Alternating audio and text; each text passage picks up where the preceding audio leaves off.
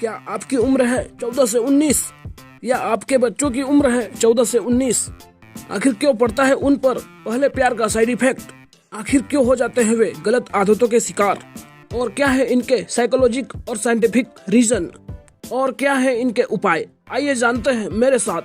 पूरा कॉन्सेप्ट समझने के लिए इस वीडियो को पूरा देखें, जिससे आप कम उम्र के बच्चों को सही दिशा दे सकें और अपने प्रति उनका अटेंशन ले सकें। धन्यवाद। हेलो दोस्तों, मैं हूं आपका दोस्त बनी सिंह और आप देख रहे हैं हमारा YouTube channel the information talk. आप लोगों ने गौर किया होगा कि जब बच्चे की उम्र 14 से 19 के बीच होती है तब बच्चों की एक्टिविटीज गलत कामों की ओर कुछ ज्यादा ही हाई हो जाती है। इन उम्र के बच्चों में क्या सही है और क्या गलत, इसका डिसीजन लेने की क्षमता शून्य के बराबर होती है। अधिकतर इस उम्र में ही पहला प्यार का कॉन्सेप्ट उनकी लाइफ में आता है और इस उम्र के बच्चे अधिकतर घर से भाग जाते हैं या भागने की फिराक में होते हैं। इसी उम्र के लड़कों में देखे जाने वाले सामान्य व्यवहार, तेज बाइक चलाना या लड़ाई झगड़ों में तत्पर रहना, रिस्की काम करना या किसी लड़की के प्यार में पड़कर अपनी लाइफ बर्बाद कर देना। और लड़कियों में पाए जाने वाले सामान्य व्यवहार, जल्दी दुखी हो जाना या बहुत जल्दी खुश हो जाना, बहुत जल्दी किसी से इम्प्रेस हो जाना या बिना सोचे समझे गलत कदम उठाना। आइए जानते हैं आखिर क्या है इन सभी लक्षणों के साइंटिफिक और साइकोलॉजिक रीजन और इनके उपाय।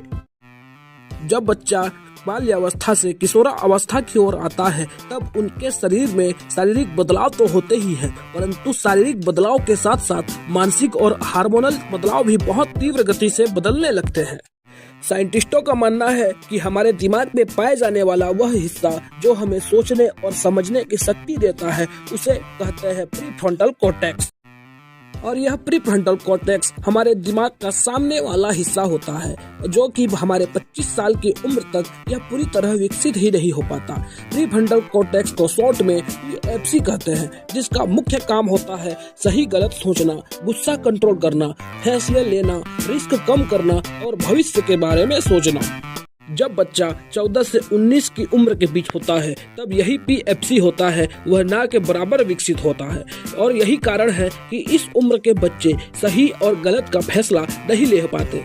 एग्जाम्पल, अगर टीन एज के बच्चे को अगर कोई गलत काम करने को बोले तो वह यह नहीं सोचता कि यह सही है या गलत, बल्कि बच्चा वह करता है जो उसे ठीक लगता है, मतलब जो बच्चे की भावना कहती है। अक्सर इसी उम्र के बच्चे अपना फैसला भावनाओं में बहकर कर लेते हैं और यह इसलिए होता है क्योंकि एक तरफ तो हमारे दिमाग का सही और गलत सोचने वाला हिस्सा बिल्कुल ना के बराबर विकसित होता है, तो दूसरी ओर हमारे दिमाग का वह हिस्सा जो भावनाओं का सेंटर होता है, भावनाओं का केंद्र होता है, उसे कहते हैं लिम्बिक सिस्टम। यह हमारा दिमाग का सबसे पुराना हिस्सा होता है और सबसे बीचों बीच पाया जाता है, मतलब दिमाग के केंद्र में स्थित होता है। और इस लिम्बिक सिस्टम में एक हिस्सा होता है एमिगडाला, जो कि बहुत ही ज्यादा एक्टिव होता है और इस एमिगडाला का मुख्य काम होता है प्यार, गुस्सा, नफरत, डर, इन सभी को महसूस करने का, जो कि 14 से 19 साल की उम्र में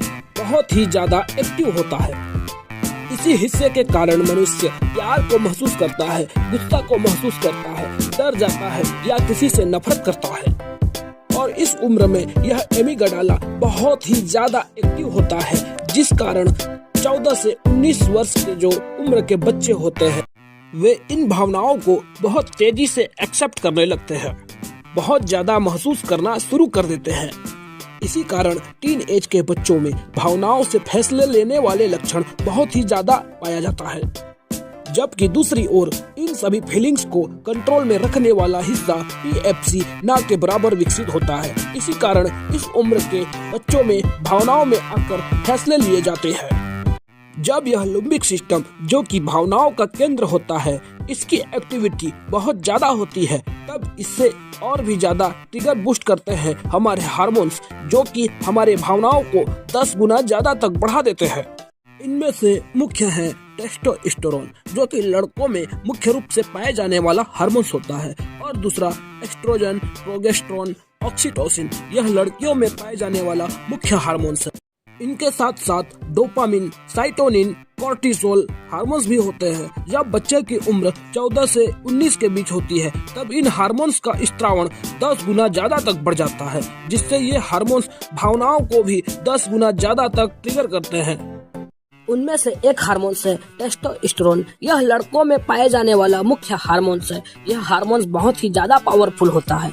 इस हार्मोन्स की वजह से कॉन्फिडेंस बहुत ज्यादा बढ़ जाते हैं, रिस्क लेने की आदत बढ़ जाती है, डोमिनेंट बिहेवियर बढ़ जाता है, बहुत ही ज्यादा एग्रेसिव हो जाना इसी के कारण होता है।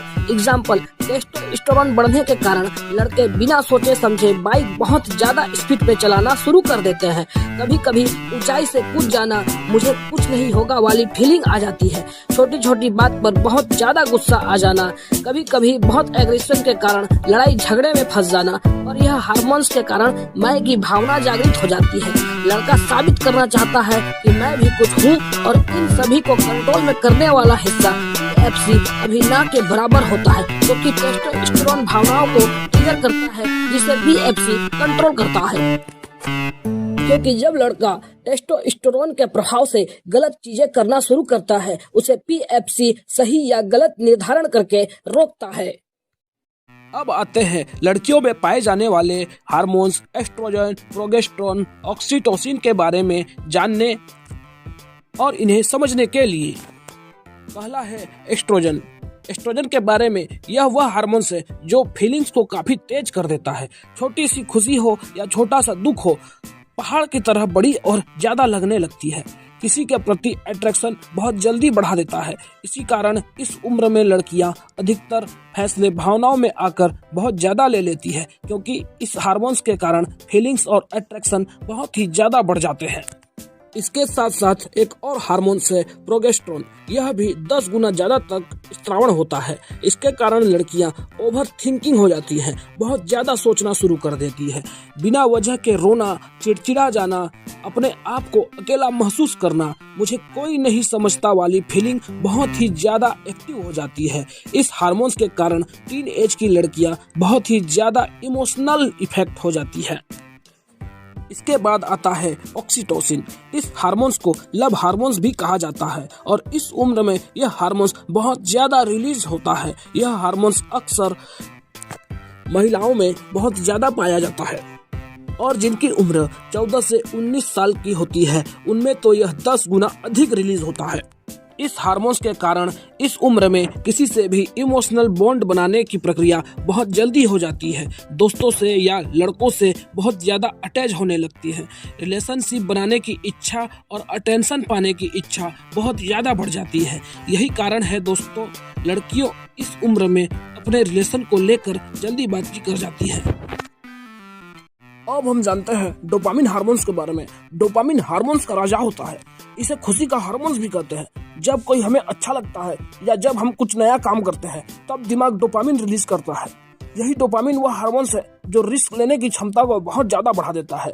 यही हार्मोन्स होता है जो किसी काम को करने का मोटिवेशन देता है, और यही वही हार्मोन्स होता है जो रिवार्ड की फीलिंग को बहुत ज्यादा बढ़ा देता है। रिवार्ड फीलिंग का मतलब, जब हम कुछ नया काम करते हैं तो उस काम में हमें जीतने का मोटिवेशन यही डोपामिन हार्मोन्स देता है, जो कि जब बच्चे की उम्र 14 से 19 के बीच होती है तो यह डोपामिन भी 10 गुना से ज्यादा भी रिलीज होता है। इसलिए उस उम्र में हमें नए नए चीज करने में बहुत ज्यादा खुशी महसूस होती है। एग्जाम्पल, जैसे तेज बाइक चलाना रिस्क वाला काम है, लेकिन इससे करने में बहुत मजा आता है। छुप छुप कर बातें करने में बहुत रिस्क है, लेकिन इसे करने में बहुत मजा आता है। डोपामिन के कारण हमें जब भी नया कुछ मिलता है हम रिस्क लेना पसंद करते हैं, क्योंकि हमारे दिमाग का वह हिस्सा जो रिस्क को कम करता है वह अभी भी सोया हुआ रहता है।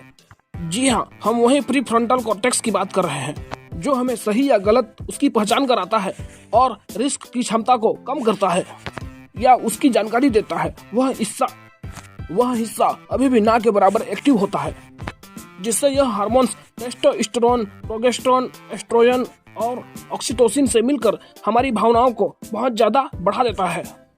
अब हम इन हार्मोन्स को मिलाकर और ब्रेन के सिस्टम को मिलाकर एक एग्जांपल सेट करते हैं। मान लीजिए किसी लड़के की उम्र 16 साल है, जिसकी बॉडी में 10 गुना ज्यादा टेस्टोस्टेरोन रिलीज हो रहे हैं, जिसके प्रभाव से लड़के के अंदर में अपोजिट जेंडर मतलब लड़की के तरफ ज्यादा ही अट्रैक्शन फील होगा।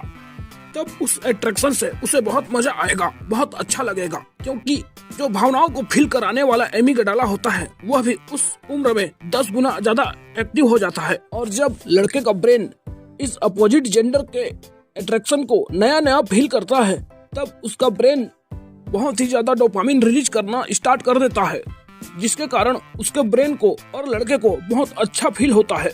और जब डोपामिन रिलीज करना बहुत ज्यादा हो जाता है तब डोपामिन और टेस्टोस्टेरोन के प्रभाव से लड़के के अंदर में बहुत ज्यादा रिस्की बिहेवियर हो जाता है, रिस्क लेने की इच्छा बहुत ज्यादा बढ़ जाती है।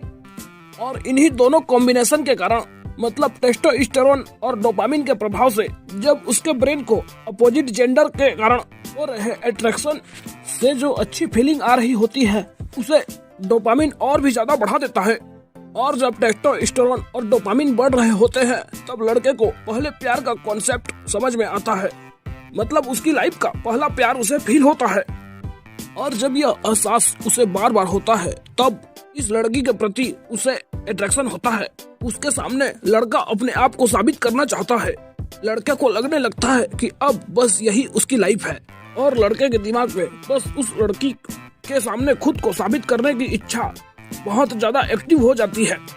यहीं से लड़के के लाइफ के अंदर में पहले प्यार का कॉन्सेप्ट शुरू हो जाता है और इस लव इफेक्ट के चक्कर में फंसकर अपनी लाइफ और अपने फ्यूचर को दांव पर लगा देते हैं, क्योंकि इस उम्र में उन्हें सही और गलत का फैसला करना बहुत ही मुश्किल हो जाता है, क्योंकि सही और गलत फैसला करने वाला जो हिस्सा होता है वह अभी भी सोया हुआ रहता है, मतलब ना के बराबर एक्टिव होता है।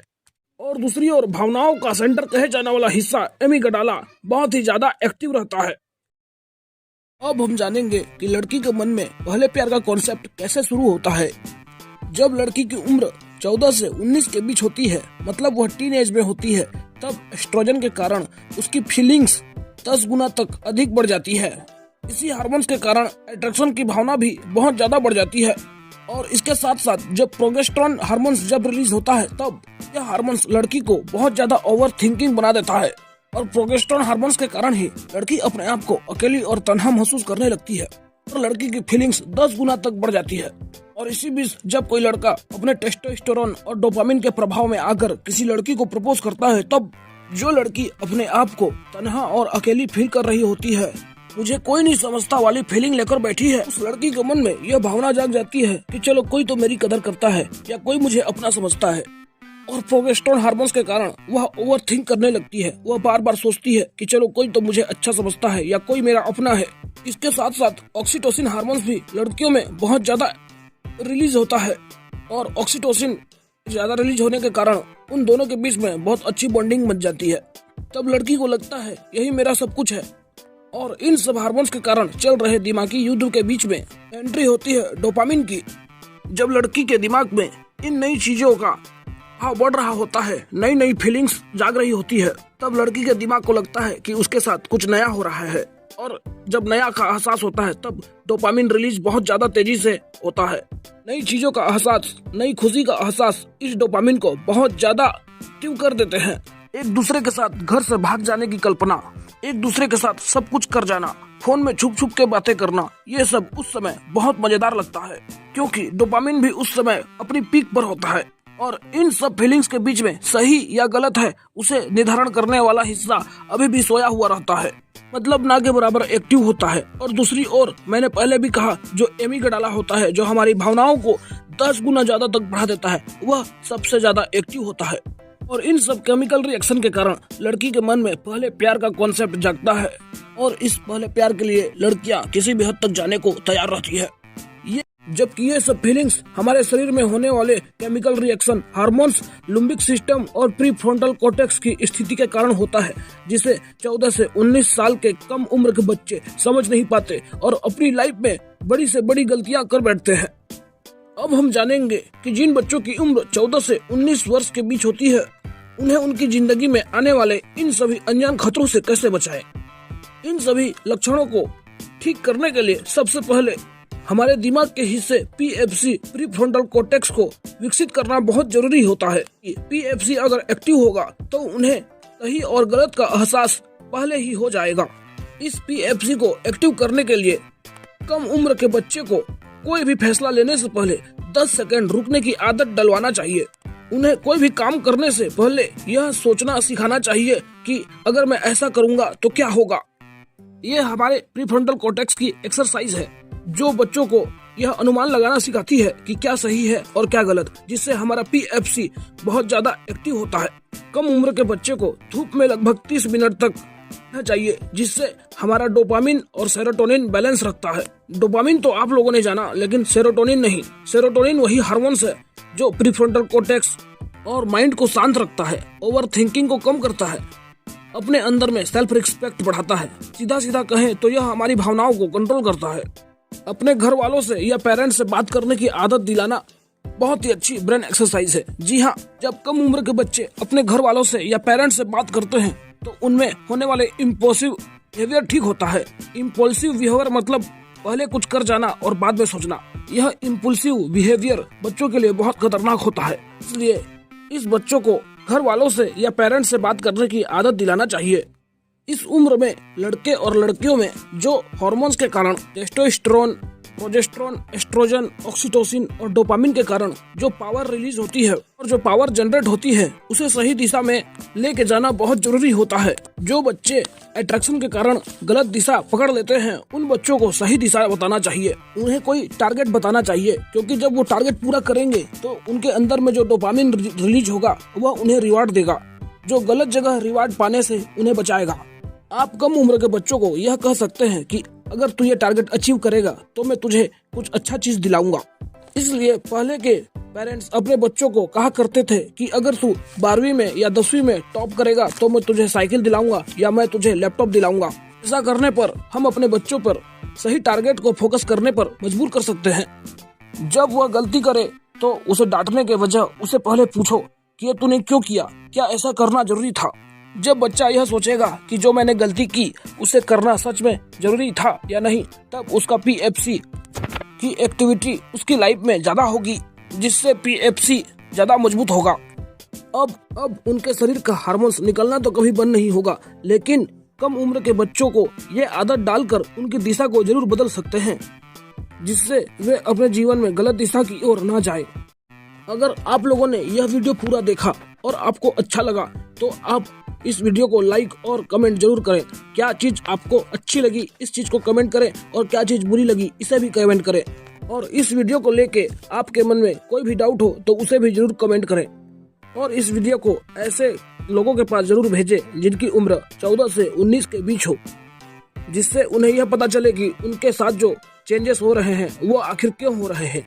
उनके अंदर जो अचानक से इतनी फीलिंग बढ़ रही है वो आखिर क्यों बढ़ रही है, जिससे वे कुछ गलत करने से पहले यह जान जाएंगे कि उनके साथ ऐसा क्यों हो रहा है। तब वे शायद खुद आगे चलकर संभल सकते हैं। वीडियो को देखने के लिए धन्यवाद।